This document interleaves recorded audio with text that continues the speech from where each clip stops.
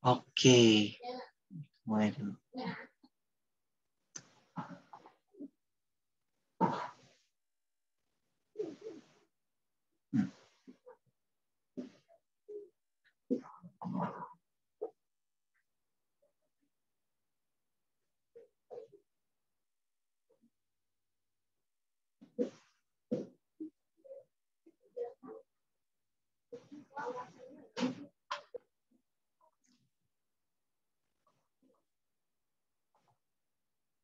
Oke, jadi kita mulai ya untuk pembelajaran pada malam hari ini.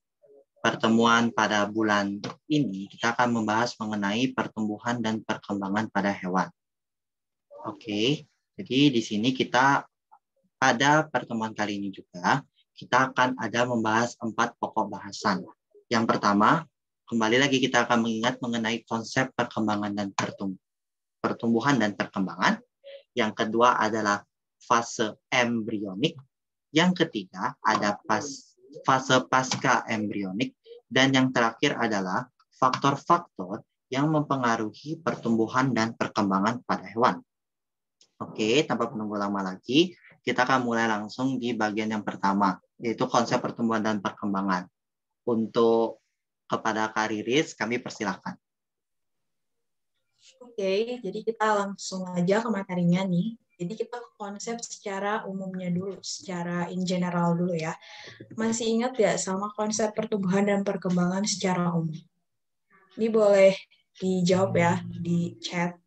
Siapa tahu ada yang masih ingat pertumbuhan itu apa, perkembangan itu apa secara umum ya. Kalau misalkan batch 1 harusnya udah ingat sih, udah belajar soal. Boleh dijawab di chat ya, pertumbuhan itu apa, perkembangan itu apa. Boleh pakai bahasa sendiri juga kok.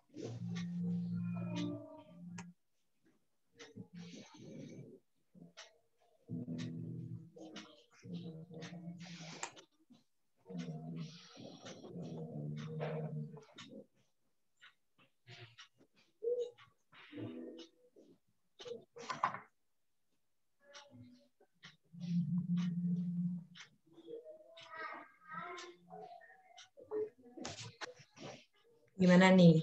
Masih pada ingat gak tuh? Apa itu pertumbuhan, apa itu perkembangan?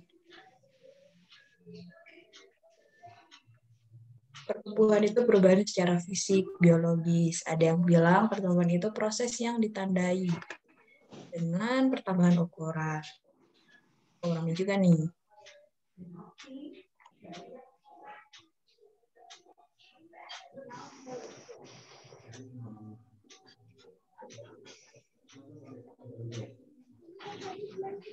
Oke, dari semua jawaban teman-teman semuanya, itu udah benar. Dari sekian banyak jawaban yang teman-teman kasih, itu udah benar. Boleh next, Damar?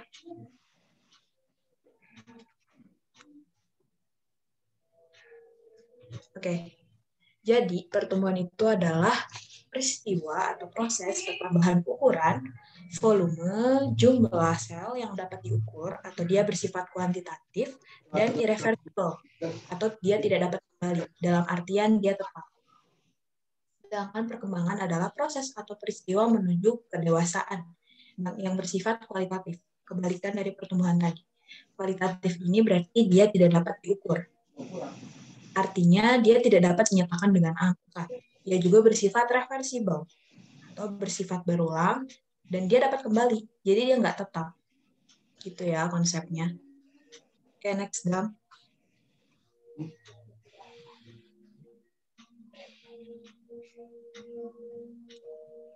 Oke, sekarang kita masuk ke konsep pertumbuhan dan perkembangan secara khusus yang terjadi pada hewan.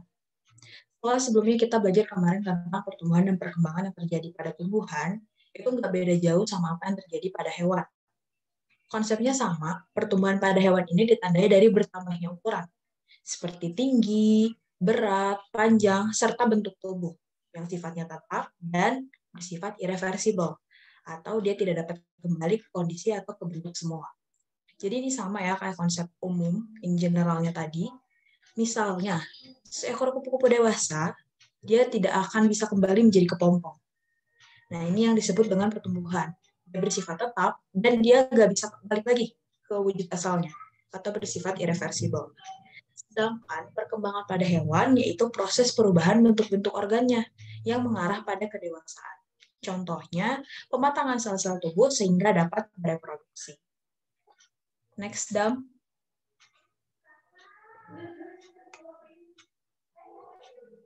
Nah, secara umum, pertumbuhan dan perkembangan pada hewan tidak beda jauh dengan pertumbuhan dan perkembangan yang terjadi pada manusia, pada kita sendiri.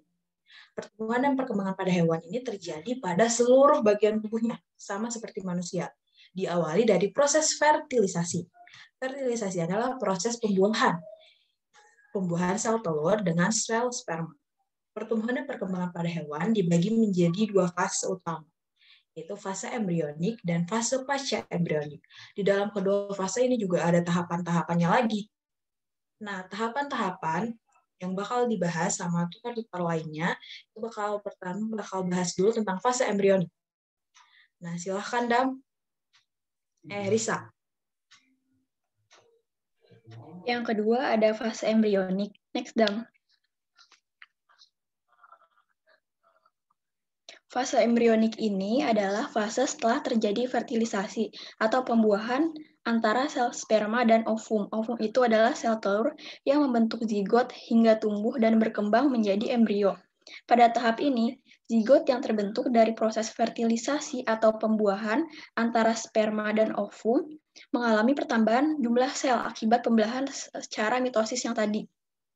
Jadi, zigot akan melakukan pembelahan sel atau cleavage, lalu membentuk organ-organ hingga menjadi individu yang utuh. Ada beberapa tahapan yang harus zigot lewati. Yang pertama, tahapannya secara umum itu zigot, morula, blastula, gastrula, dan organogenesis. Yang pertama yang kita bahas adalah tahap morulasi. Pada tahap ini, zigot akan mengalami pembelahan mitosis berulang kali menjadi 2, 4, 8, sampai 64 sel.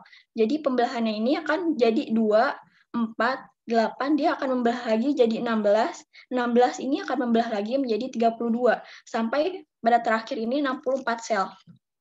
Sel-sel yang terbentuk ini dinamakan blastomer. Saat jumlah 64, blastomer ini yang tadi berkumpul dan membentuk bola sel yang tidak berongga seperti buah arbe dan dinamakan morula. Nama morula itu sendiri diambil dari bahasa Latin, yaitu morum, yang berarti arbe. Next, Dam.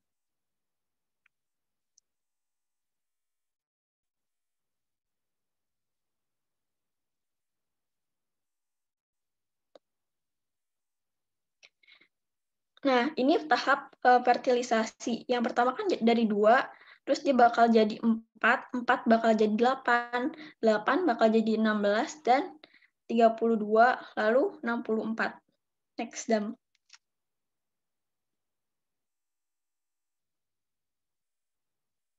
Oh, boleh, maaf ya. Tahap blastula. Nah, sel-sel morula terus membelah diri dan akhirnya membentuk suatu bola sel berongga yang berisi cairan yang kita kenal sebagai tahap blastula. Rongga pada bagian tengah blastula dinamakan blastosol. Sedangkan tahap pembentukan blastula ini dinamakan blastulasi. Jadi rongganya itu dinamain blastosol, tahap pembentukannya dinamain blastulasi. Yang ketiga ada gastrula. Gastrula ini adalah bentuk lanjutan dari tahap blastula. Tahap ini ditandai dengan pelekukan tubuh yang semakin nyata, lalu timbul lapisan dinding tubuh embrio serta rongga tubuh atau blastrosol. Proses ini disebut dengan gastrulasi. Lubang tempat pelekukan itu kelak akan berkembang menjadi anus yang disebut blastopor. Pada tahap ini, embrio telah terbentuk dan menghasilkan 3 lapisan embrionik, yaitu ektoderm, mesoderm, dan endoderm. Yang ektoderm itu luar, mesoderm itu tengah, dan endoderm itu dalam. Terbentuknya rongga blastosol, tahap blastula. Nah, rongga ini yang di tahap blastula dinamain blastosol. Kalau prosesnya dinamakan blastulasi. Next.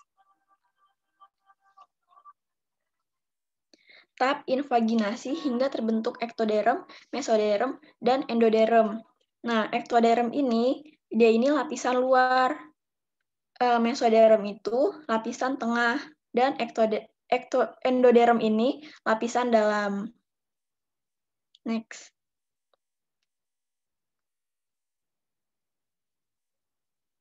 Yang kuning ini nih, bentar Dam. Yang kuning ini ektoderm. Nah, yang ini nih yang putih, dia itu namanya blastosol yang tadi rongga. Terus ada mesoderm yang tengah dan endoderm yang dalam. Next, Dam. Fase embrionik. Fase embrionik ini ada dibagi-bagi lagi hewannya berdasarkan lapisan embrioniknya. Yang pertama diploblastik. Tubuh tersusun atas lapisan ektoderm dan endoderm. Kadang terdapat lapisan mesoglea. Ini ada di filum porifera dan coelenterata. Terus yang kedua ada triploblastik. Triploblastik ini apa sih? Triploblastik ini tubuhnya tersusun atas lapisan ektoderm, mesoderm, dan endoderm. Tadi kan diplo itu dua, dia ada lapisan ektoderm dan mesoderm aja. Filumnya porifera dan coelenterata. Nah, sedangkan triplo itu kan 3. Jadi dia tersusun atas lapisan ekto, meso, dan endo. Yang ekto tadi luar, mesoderm tengah, dan endoderm itu dalam. Filumnya Platyhelminthes, Nematelmintes, Annelida, Arthropoda, Mollusca, Echinodermata, dan Chordata. Next. Nah, ada lagi yang kedua, macam-macam hewan berdasarkan rongga tubuhnya. Nah, yang pertama ada diploblastik acelomata. Acelomata ini rongga tubuh tidak dapat ditemukan. Nah, kan acelomata, kalau acelo ini A ini artinya tidak. Jadi rongga tubuh tidak dapat ditemukan. Filumnya ini Platyhelminthes. Yang kedua ada triploblastik pseudocelomata. Rongga tubuh semu yang merupakan saluran tubuh yang memisahkan alat pencernaan dari dinding terluar dan tidak dibatasi mesoderm. Terus contoh filumnya itu Nematelmintes. Yang ketiga ada triploblastik celomata. Rongga tubuh berkembang menjadi mesenteron yang berisi organ dalam yang dibatasi mesoderm dan menghubungkan bagian dorsal dan ventral. Filumnya ini Annelida, Arthropoda, Mollusca, Echinodermata, dan Chordata. Dorsal itu perut. Ventral itu, aku lupa nanti ya, kalau aku udah ingat aku kasih tahu di chat ya. Next, Dam.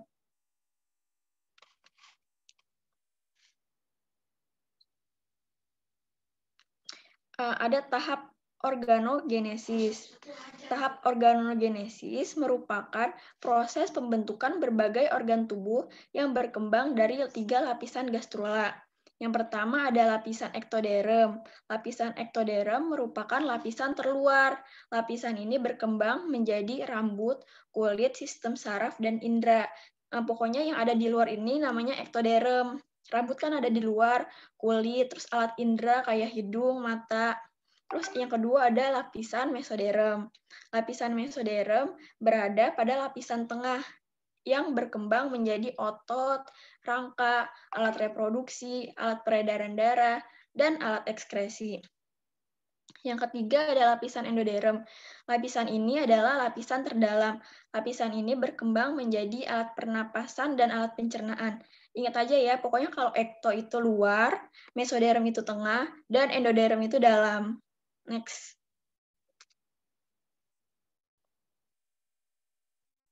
Oke, jadi sekarang kakak yang akan melanjutkan materinya.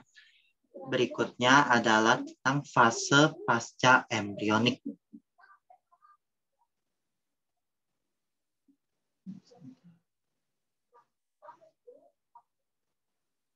Oke, fase pasca embrionik adalah fase yang terjadi setelah fase embrionik. Jadi, di mana setelah terbentuknya embrio yang biasanya setelah kelahiran sampai dewasa. Jadi, fase pasca embrionik itu merupakan fase setelah fasenya embrionik. Jadi, kalau embrionik itu fasenya itu dimulai dari masa fertilisasi sampai kelahiran, pembentuknya embrio hingga lahir.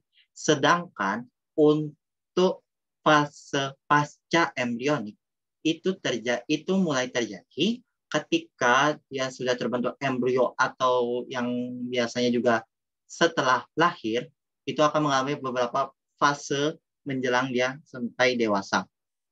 Nah, untuk pada hewan, fase pasca embrionik biasanya terdiri dari 3 fase. Yang pertama ada metamorfosis, yang kedua ada metagenesis, yang terakhir ada regenerasi.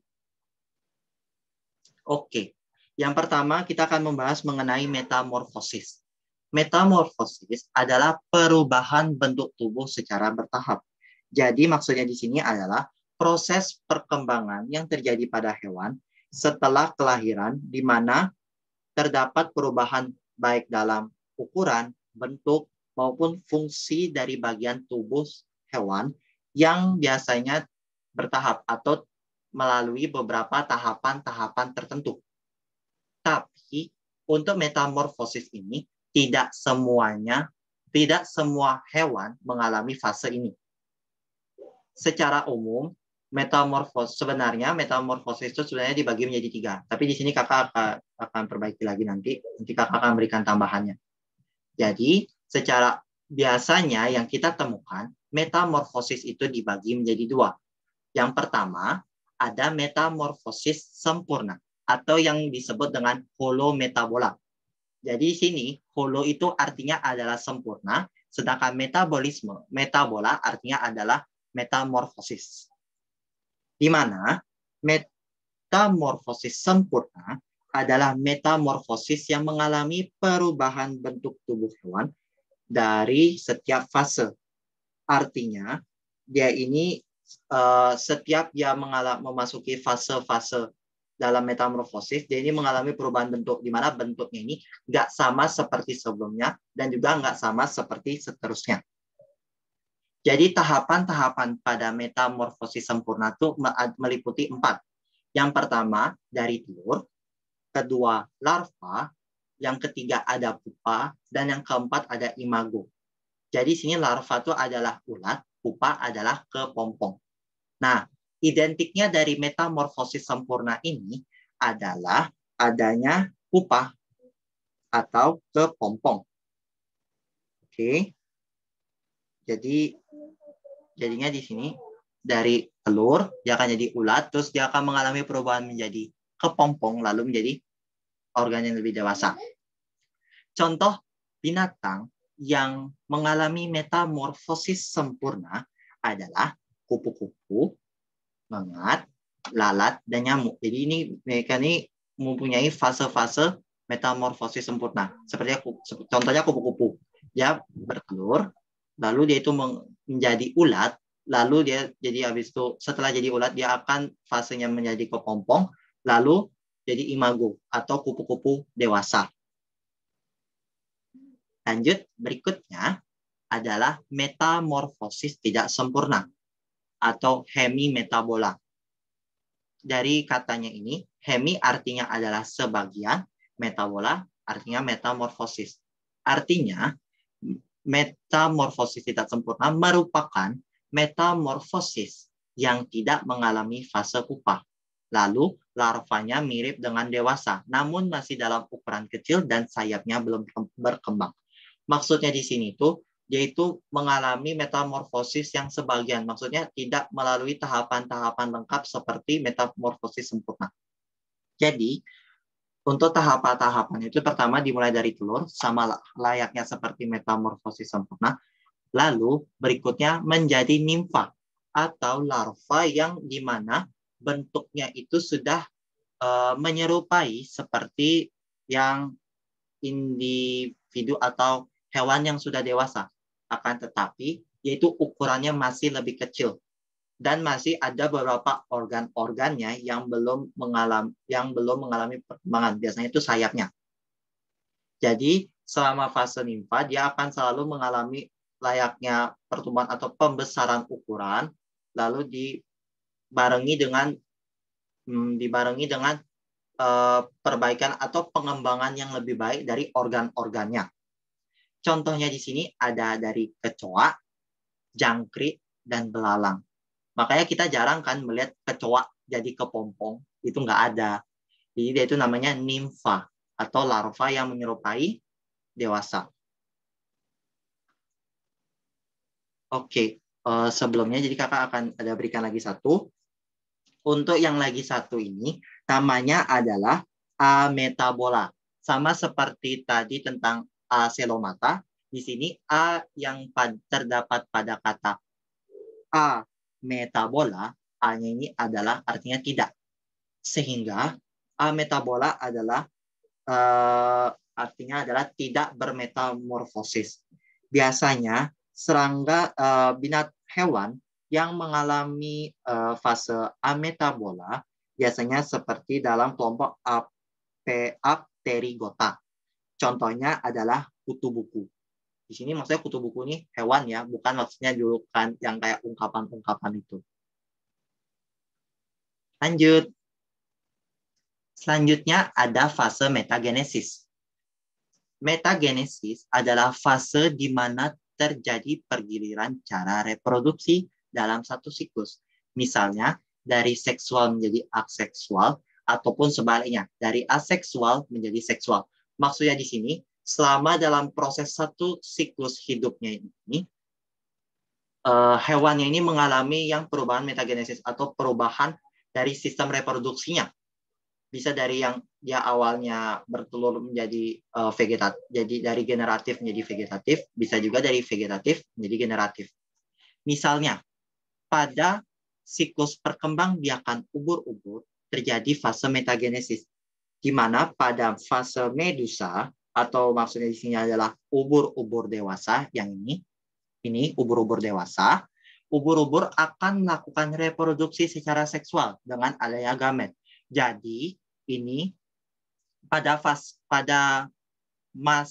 medusa, ubur-ubur akan melakukan reproduksi fertilisasi seperti nikah gitu artinya, pertemuan antara sel sperma bersama sel telurnya itu dengan adanya gamet. Lalu setelah dia mengalami berbagai fase lagi, pada fase ini atau fase polip, ubur-ubur mengalami perubahan cara reproduksinya, yaitu dia itu menggunakan vegetatif. Vegetatif di sini tuh kalau nggak salah, seingat kakak tuh dalam bentuk tunas ataupun hal lainnya yang vegetatif. Seperti ini jadinya. Ini. Lalu nanti setelah dari fase polip, lalu menjadi strobila, nanti dia akan kembali lagi ke sini. Jadi Ephira, lalu berkembang lagi dia menjadi medusa. Dan ini terus-menerus terjadi, berulang-ulang. Lanjut. Terus lalu yang ketiga ada regenerasi. Regenerasi adalah fase di mana terjadi proses perbaikan bagian tubuh yang rusak. Artinya itu meregenerasi atau memperbaharui lagi. Pada fase ini bisa menghasilkan 3 kemungkinan. Yang pertama ada individu baru. Yang kedua menghasilkan organ atau struktur baru. Yang ketiga menghasilkan sel atau jaringan baru. Jadi di sini untuk individu baru, contohnya tuh adalah cacing planaria. Sebentar. Nah, jadi kita lihat di sini, ini merupakan salah satu proses regenerasi yang terjadi pada cacing planaria. Jadi kita lihat, di mana dia ini, dan meskipun cacing planaria ini dibelah seperti ini, tapi dari satu bagian ini, dia itu bisa meregenerasi dirinya sendiri. Yaitu maksudnya di sini dia itu bisa membentuk lagi organ seperti individu sebelumnya. Jadi mau di bagian badan manapun, mau dibelah, mau di bagian yang atas, tengah, atau bawah, tetap aja bisa. Dia punya kemampuan itu sehingga kembali lagi bentuk seperti individu sebelumnya. Lalu yang kedua adalah bisa menghasilkan organ atau struktur baru. Contohnya pada saat kita melihat ada fenomena dari ekor cicak terputus. Jadi kan biasanya kan cicak suka memutuskan ekornya untuk mengelabui lawan. Nah, setelah cicak ekornya terputus, itu nggak selamanya ekornya itu nggak ada gitu loh. Maksudnya setelah putus hilang, nggak bisa tumbuh lagi. Enggak. Jadi kalau pada cicak terdapat yang namanya sel blastema, di mana dia ini sifatnya adalah aktif membelah atau aktif membentuk kembali, memberikan kembali lagi. Sehingga dalam beberapa waktu ke depan, secara perlahan, ekor cicak yang awalnya terputus akan tumbuh kembali. Lalu yang ketiga, ada menghasilkan sel atau jaringan baru. Oke, fenomena ini biasanya kita temukan pada saat proses pembekuan atau penyembuhan luka pada kulit manusia. Jadi bisa kita ketahui bahwa saat kita terluka, biasanya kan kulit itu sedikit terbuka jadinya. Namun lama-lama kan dia akan mengalami yang namanya proses pembekuan darah, terus akhirnya penyembuhan, jadinya secara perlahan-lahan juga kulit itu akan meregenerasi atau kembali membuat jaringan-jaringan baru, sehingga bisa menutupi bagian yang luka, sehingga kembali lagi seperti semula lagi. Lanjut.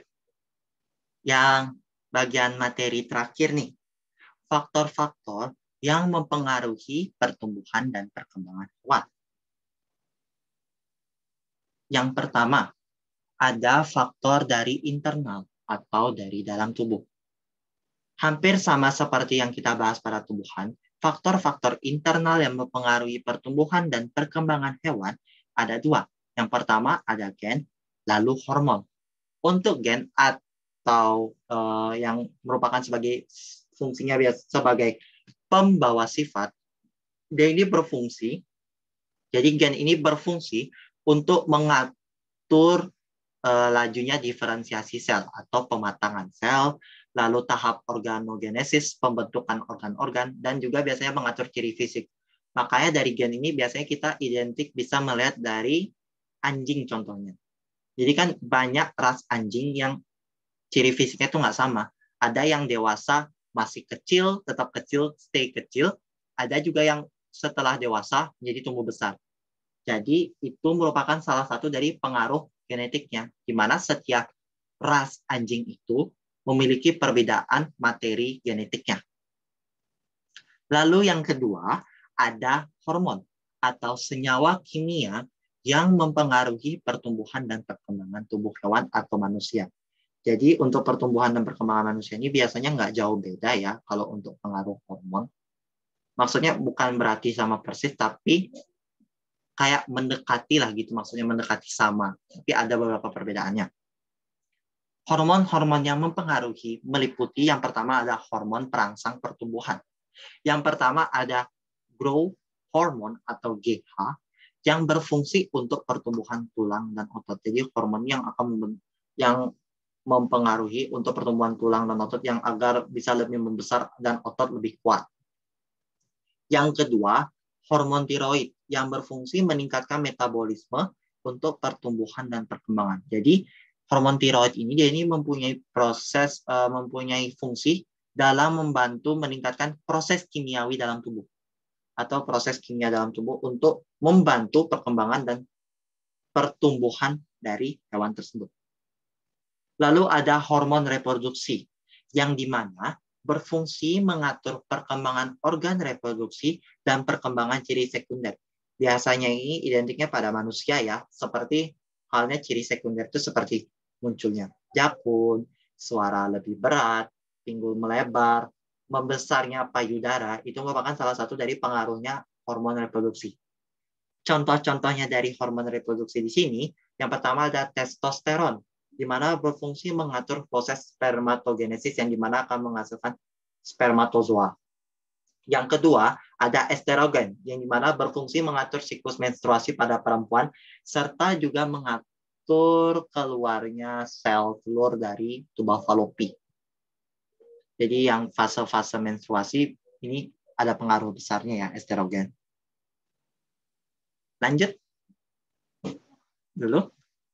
Berikutnya, adapun faktor eksternalnya dari luar tubuh.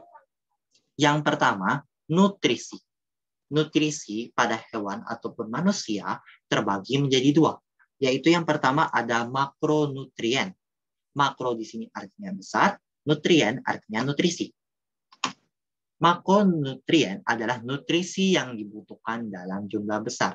Jadi yang termasuk makronutrien itu meliputi karbohidrat, protein, dan lemak. Jadi ketiga komponen ini mempunyai fungsi untuk menghasilkan energi yang bisa untuk membantu proses pertumbuhan dan perkembangan, serta membentuk komponen-komponen tubuh. Jadi itu kayak memperkuat jaringan, menyempurnakan lagi organ-organ tubuhnya. Jadi seperti itu maksudnya. Lalu yang kedua ada mikronutrien atau mikro yang artinya kecil, nutrien artinya nutrisi, sehingga makronutrien artinya nutrisi yang dibutuhkan dalam jumlah kecil. Biasanya di sini meliputi vitamin dan mineral. Meskipun jumlahnya kecil bukan berarti kalau misalnya kita nggak memerlukan, nggak apa-apa. Nggak, itu tetap salah. Jadi ini tetap diperlukan, hanya saja jumlah keperluan yang dibutuhkan oleh tubuh hewan ataupun tubuh manusia tidak sebesar dari jumlah yang diperlukan dari makronutrien. Oke, fungsinya dari mikronutrien itu adalah untuk mendukung sistem saraf dan imun. Jadi kayak dia lebih sebagai pertahanan kita untuk menguatkan sistem saraf dan pertahanan tubuh kita, lalu juga membentuk tulang dan gigi. Ini dari vitamin D, serta mendukung proses penyembuhan luka. Di mana, kalau kalian masih ingat, proses penyembuhan luka kan memerlukan yang namanya bantuan dari vitamin K. Jadi sini vitamin ini masuk. Jadi meskipun kecil, meskipun sedikit diperlukan, meskipun sedikit, tapi tetap sama-sama memiliki peran penting dalam tubuh. Berikutnya adalah berdasarkan aktivitas fisik. Jadi jika kita melakukan aktivitas yang cukup, itu dapat membantu tulang agar terstimulasi lebih baik, sehingga tulang menjadi kuat dan tidak mudah keropos. Artinya di sini dia itu juga membantu tulang agar pertumbuhan dan perkembangannya lebih baik lagi, lebih kuat. Agar kita ke depannya, mungkin pada saat masa-masa kita sudah mulai lanjut usia, itu tulang itu tidak gampang keropos. Artinya kita tuh masih dalam kondisi stay fit. Begitu pula pada hewan. Yang berikutnya ada cahaya. Cahaya berperan dalam proses pembentukan vitamin D, di mana dari provitamin D yang kita punya dalam tubuh kita, itu akan dibantu oleh cahaya dalam pengolahannya berubah menjadi vitamin D. Selain itu, maksudnya selain dari pembentukan vitamin D, cahaya dapat mengembangkan sistem imun, jadi kayak menguatkan lagi sistem imun selain dari pengaruh yang vitamin. Lalu yang terakhir ada dari suhu lingkungan. Jadi suhu lingkungan ini juga salah satunya yang mempengaruhi pertumbuhan dan perkembangan hewan atau manusia. Salah satunya yang unik di sini itu adalah dari penentuan jenis kelamin reptil, contohnya penyu. Jadi penyu kan dia berkembang dia dengan bertelur.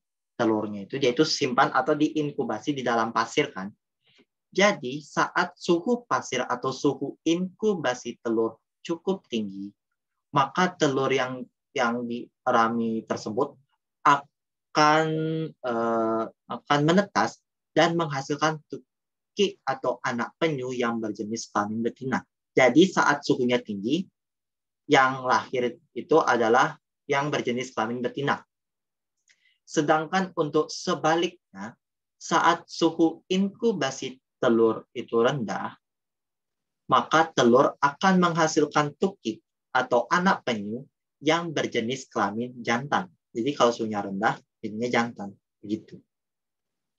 Lalu yang kedua, mempengaruhi perkembangan embrio. Misalnya pada embrio bulu babi. Jadi untuk gambarnya embrio bulu babi itu yang ada pada proses gastrulasi. Itu termasuk embrio bulu babi. Jadi saat suhunya itu terlalu tinggi, dapat mempengaruhi perkembangan embrio. Sehingga perkembangan embrio itu biasanya terganggu. Di mana prosesnya yang terganggu itu adalah proses gastrulasi. Atau proses pembentukan lapisan-lapisannya itu yang eksoderm, mesoderm, dan endoderm.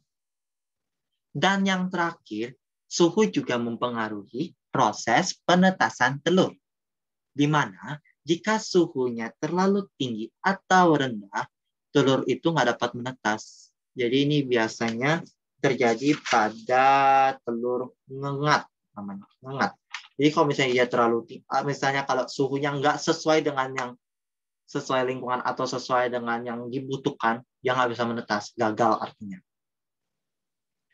Oke, sekian dari kami. Jadi ini sekian yang tadi itu mengenai suhu itu merupakan penjelasan kakak yang terakhir. Jadi sekian penjelasan materi mengenai perkembangan dan pertumbuhan pada hewan dari kami bertiga. Mungkin kalau misalnya ada yang kurang jelas, bisa tanya melalui kolom chat ataupun bisa juga on cam sekaligus ini ya unmute suaranya. Kami persilahkan.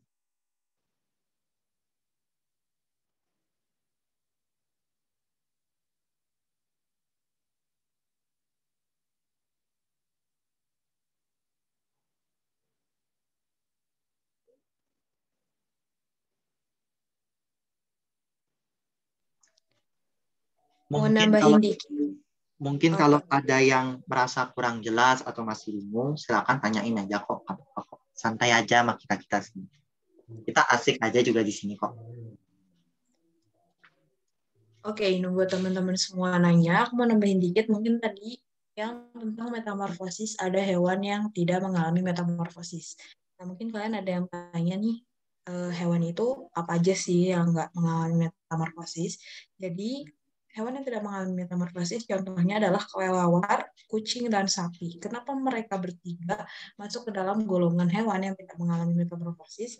Karena metamorfosis sendiri adalah suatu proses perkembangan biologi pada hewan yang melibatkan perubahan penampilan fisik dan struktur seperti yang dijelaskan Damar tadi.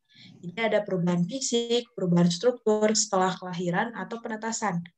Nah, perubahan fisik itu terjadi akibat pertumbuhan sel dan diferensiasi sel yang secara radikalnya berbeda. Tapi pernah nggak sih kalian misalkan lihat kucing lahiran, itu kan kucing lahiran langsung bentuknya kucing. Nggak ada dari telur dulu, nggak ada melewati imago bahkan atau larva, nggak ada melewati fase-fase tersebut.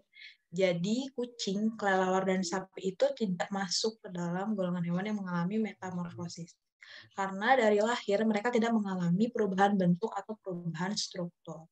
Gitu teman-teman.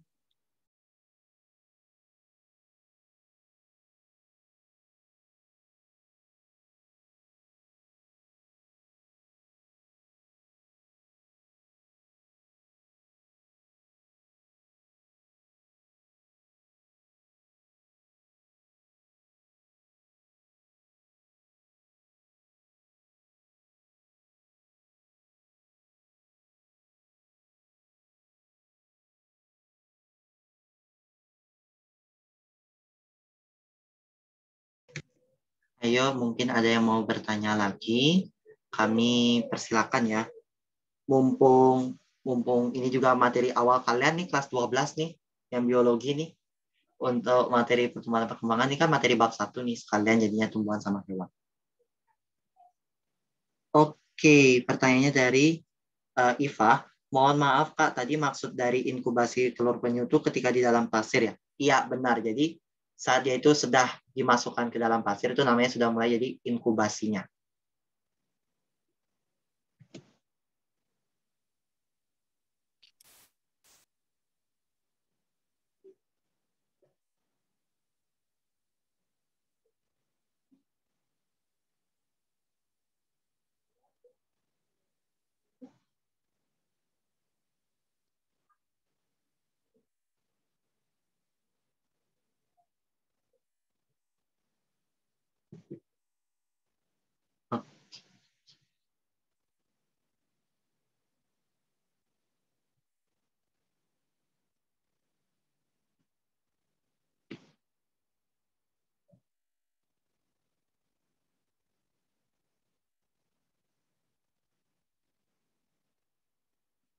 Oke, pertanyaan dari siapa ini?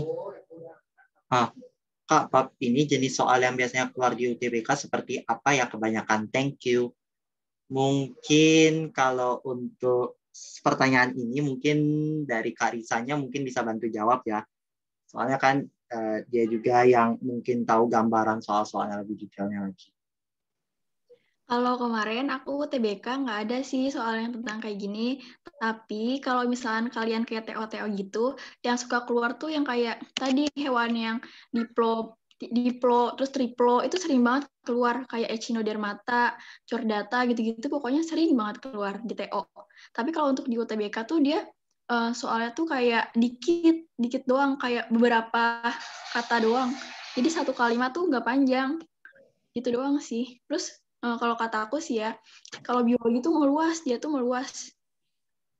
Itu aja sih. Oke, terima kasih. Lalu berikutnya. Dari Via. Kak, aku mau tanya deh, gimana cara menghafal yang efektif dan bisa diingat dalam jangka panjang? Aku mau jawab boleh nggak? Oh, boleh, boleh. Kalau kataku ya, kalau buat menghafal kayak gitu tuh kita bikin jembatan keledai. Jadi kita singkat-singkat itu bisa ngafal jangka panjang. Soalnya aku ngafalnya kayak gitu kalau misalkan mau ngafal. Jadi satu kata itu ambil kayak 2 huruf yang bisa nyambung. Nanti kita ngafalnya dari jembatan keledai itu. Gitu. Terima kasih. Aku bisanya itu aja ya.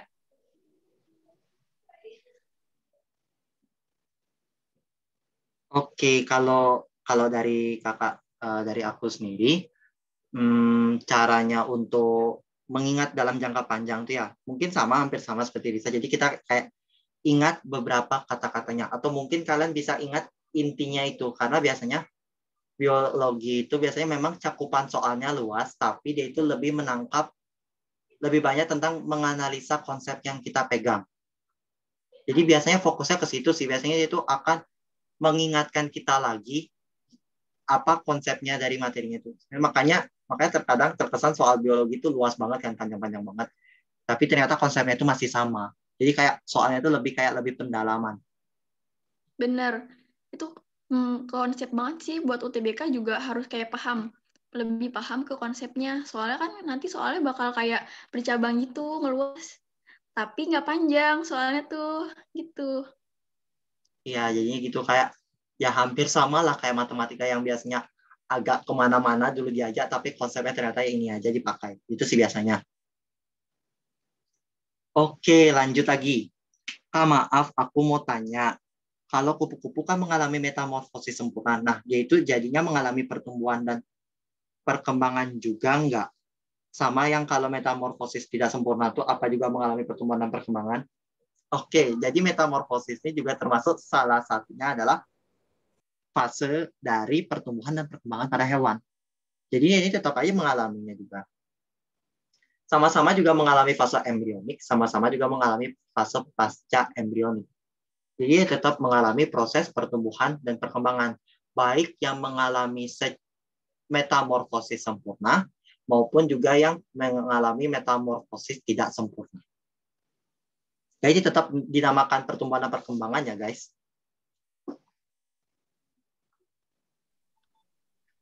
Oke, pertanyaan berikutnya dari Frida. Kak mau tanya, apa semua hewan betina mengalami menstruasi? Oke, kalau ini aku kurang begitu tahu ya, tapi karena maaf ya karena tadi menyinggung tentang menstruasi, karena di sini tuh fase untuk pertumbuhan dan perkembangan hewan itu, dia itu nggak jauh bedanya dengan manusia, guys. Sama-sama kok, dia sama juga mengalami proses pada fase embrioniknya gimana, tapi dia nggak mengalami fase pasca embrionik yang kayak begitu, yang metamorfosis lah. Tapi dia itu kan kayak tidak mengalami metamorfosis lah namanya. Jadi biasanya sih identiknya pada manusia ya. Kalau hewan aku belum begitu mengetahui dia mengalami menstruasi atau enggak layaknya manusia. Mungkin nanti aku mau tambahin dong. Bisa dapat, kita cari lagi. Oke, Rizky, persilakan. Nah, jadi yang tadi pertanyaan semua hewan betina ya kalau nggak salah itu mengalami menstruasi. Nah, kalau setahu aku ya, hewan yang mengalami menstruasi sama seperti manusia itu adalah hewan mamalia. Jadi nggak semua hewan betina itu mengalami menstruasi. Yang aku tahu hanya golongan mamalia aja. Contohnya kayak monyet, kuda, kerbau, jerapah, zebra, badak, kucing, anjing, terus tikus. Nah, kayak gitu tuh mereka mengalami menstruasi karena mereka tergolong hewan mamalia. Kalau selain itu, aku kurang tahu, cuman yang aku tahu itu orangutan, simpanse, dan mamalia, hewan mamalia, itu pasti mereka mengalami menstruasi sama seperti manusia. Gitu. Oke, terima kasih Riz telah menambahkan ya dari Mau jawab yang ini. Kak, kalau pakai jembatan keledai suka lupa singkatannya gitu gak? Karena takut kalau terlanjur hafal jembatan keledai tapi lupa singkatan dari jembatan keledainya, makasih. Tapi kalau aku ya, itu yang jembatan keledai enggak sih, enggak lupa. Cuma satu lagi yang buat kayak nginget jangka panjang itu kalian bikin nyanyian. Waktu kemarin aku UTBK, itu tuh kan aku lagi buka TikTok ya, terus ada kayak nyanyian tentang glikolisis. Terus aku tuh kayak ngapalin gitu kan, lihat-lihat itu terus buat nambah ilmu juga kan. Pas di UTBK, alhamdulillahnya keluar yang itu. Terus aku langsung kayak ingat, iya Allah ini yang kemarin di TikTok, yang nyanyian. Jadi dibuat nyanyian sama dia. Terus keluar. Gitu.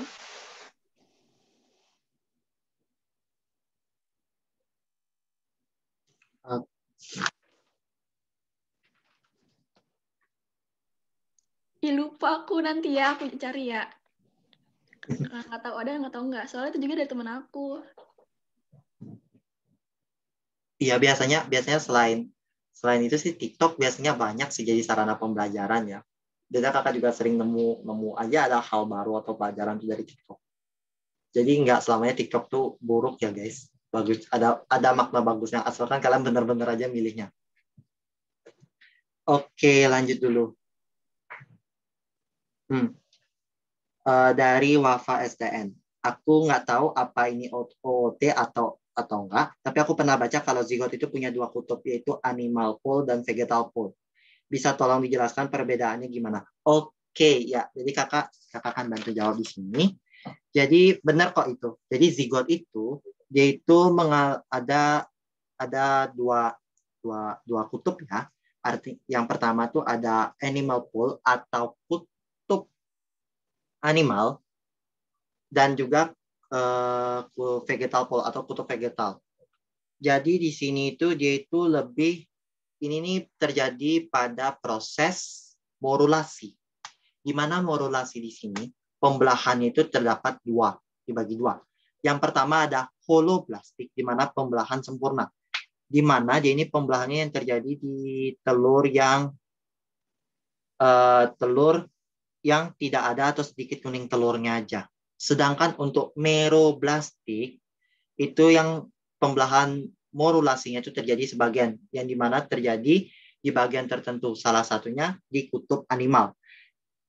Jadi kutub animal ini merupakan kutub di mana sel-sel ini berkumpul yang tanpa dikelilingi dengan adanya kuning telur. Oke. Jadi yang tanpa kuning telur ini dinamakan kutub animal, sedangkan yang terdapat kuning telurnya itu disebut dengan kutub vegetal. Jadi seingat kakak sih seperti itu ya kalau nggak salah.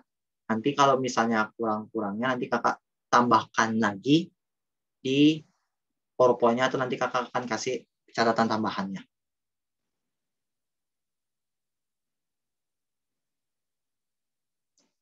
Oke, ada lagi kak yang mau bertanya? Kak izin bertanya. Ini dari Sasa. Kak izin bertanya, kan di lapisan embrionik terdiri dari ektoderm, mesoderm, dan endoderm. Itu tiap lapisannya dibentuk dari sel-sel apa ya? Oke, jadi untuk di fase apa namanya? Gastrulasi yang terbentuk 3 lapisan itu, yaitu berasal dari yang namanya embryoplas. Jadi ingat lagi pada proses blastulasi di mana terdapat diferensiasi sel di mana menjadi trofoblast yang di luar dan yang di dalam itu menjadi embryoplas. Nah, embryoplasnya ini yaitu lagi mengalami diferensiasi di mana dia ini akan yang menyebabkan 3 lapisan nih. Ada dari ada yang jadi ektoderm, ada yang jadi mesoderm, ada pun yang jadi endoderm. Seperti itu.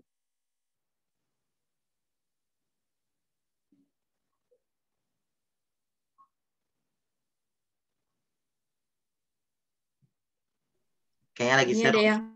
ada yang nanya direct message ke aku. Oh ya, boleh. Itu dari Res, bener gak sih spellingnya? Kak izin bertanya, menstruasinya hewan itu gimana ya? Jadi kalau setahu aku, menstruasi hewan dan menstruasi manusia itu berbeda. Kalau misalkan manusia itu kan siklusnya rata-ratanya 29 hari ya, 1 bulan sekali. Kalau misalkan hewan itu nggak tiap bulan, nggak rutin kayak manusia, bahkan bisa aja dia setahun sekali.